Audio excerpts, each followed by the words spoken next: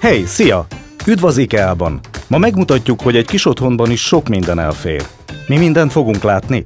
Számos kis terekre szabott okos ötlettel és megoldással készültünk, végül pedig egy svéd tippet is bemutatunk.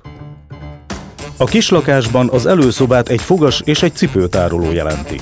Ha megfordulunk, már is a konyhában, plafonig érő szekrények társaságában találjuk magunkat.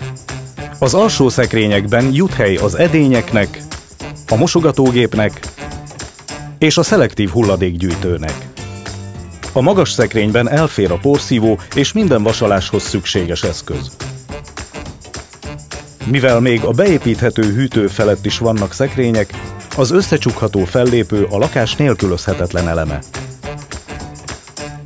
A következő helyiség az étkező és a nappali egyben.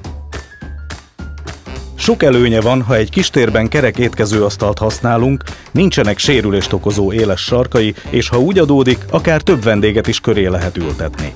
Az otthon állandó lakói pedig ilyen kényelmes fotelekben érezhetik jól magukat.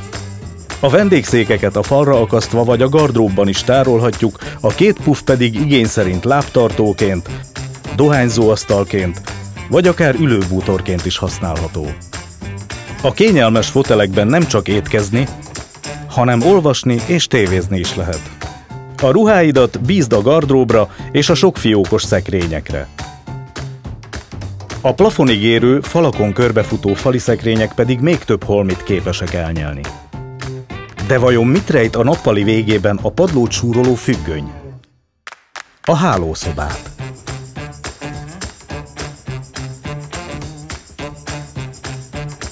Remek megoldás a konyhai előlapokból készült burkolattal eltakart ágynemű tartó.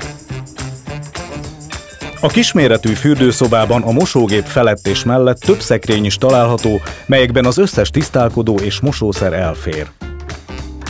Itt 35 négyzetméteren minden megvan, ami egy pár kényelmes életéhez szükséges.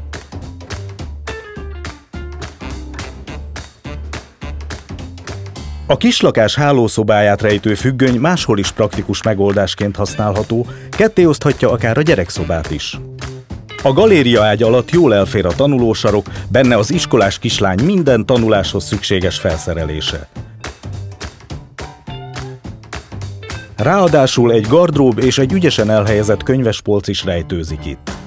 Öccsének még elegendő egy gyerekasztal gyerekszékkel, és mellé rengeteg színes filctoll.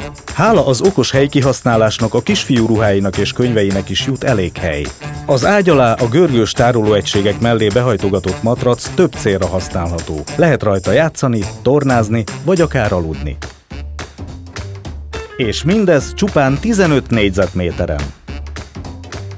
A svédek szeretnek az asztal köré gyűlni.